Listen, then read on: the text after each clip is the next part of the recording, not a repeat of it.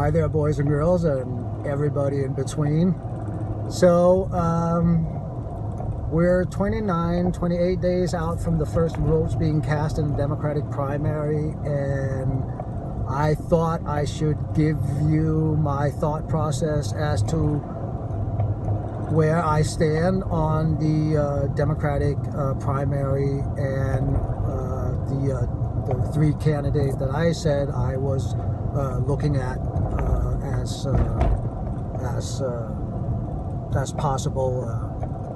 possibilities for my vote. So in third place, I guess we could call it, in third place we put Tulsi Gabbard. And Tulsi Gabbard, the main thesis of her, or the main reason for her running was to end endless wars. And I am obviously for that. I'm not entirely sure I agree with some of it, but anyway, I did. She wasn't clear to me on Medicare for all. She was waffling on that, and that to me is as I said is a pivotal point, a pivotal policy issue for me.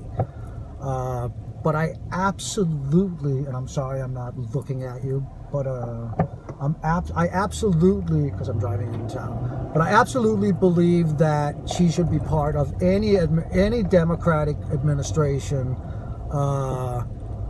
I would say either as a Secretary of Defense or Secretary of State. I would actually love to join together those two departments, so that when whomever that person would be would walk in with the carrot and the stick at the same time. Anyway, so that's my thought on Tulsi Gabbard. She disqualified on that. She also didn't have really an answer for what to do about automation. So, it was a one-issue really campaign, and a strong, advocate for that. A great campaigner. Wow, did she get smeared so much? I get all of that, but she also just, on two issues, she didn't have an answer really on what to do about automation, and she's just not strong on Medicare for all. So that's why she came in third. Second to me is Mr. Andrew Yang. My goodness gracious, what a human being. I really, really, appreciate his. He has done more for bringing universal basic income into the mainstream part of the conversation than him. Nobody has, right? He was a strong advocate for that, and that was his primary answer to automation, right? So he certainly has figured it out. There's no doubt about that whatsoever. And he's just a smart human being. One of those people that when you hear them speak, you just know that no matter how smart you feel you are, like there's just another level. There's another 10 levels, right? And he's just so happy that he is in politics. I really, I want him to be the vice presidential candidate no matter who, even if, God forbid, it is Biden,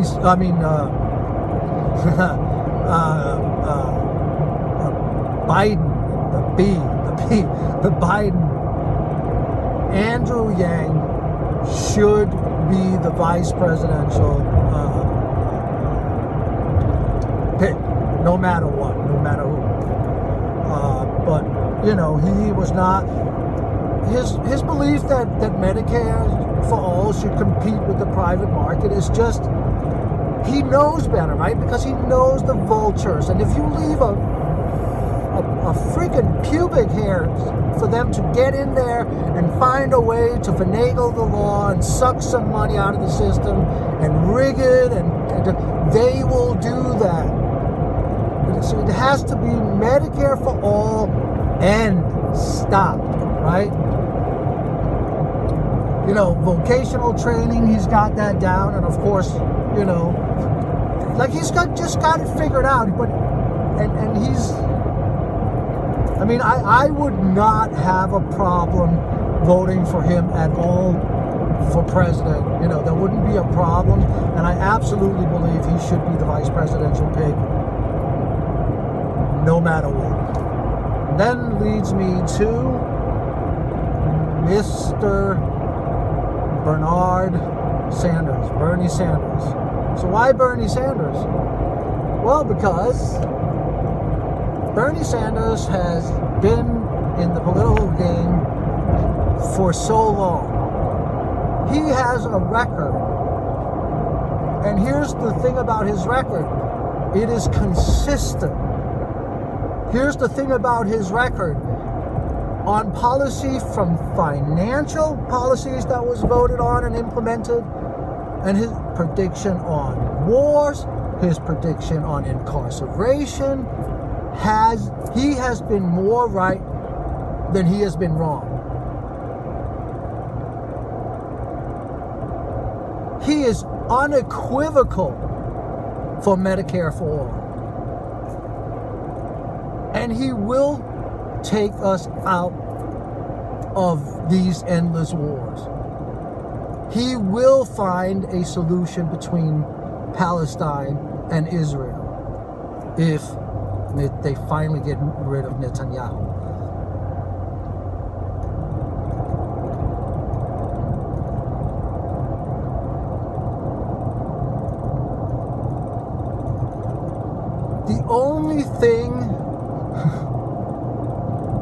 The only place he's missing, the only policy, the platform that he needs to adopt 100% is UBI. That's why he has to pick, because I believe he's going to be the nomination, unless the Democrats, or the DNC finds a way to rig it again for their centrist. He has to adopt UBI. That's why he has to pick Andrew Yang as VP, and he has to adopt UBI. It is missing from his platform. They're just people that are so run down that should not go back to work.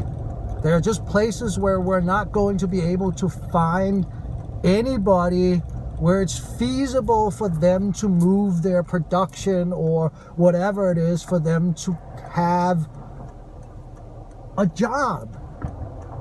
And we need to stop demanding people doing things that could either be done by automation or that serves no real purpose for society.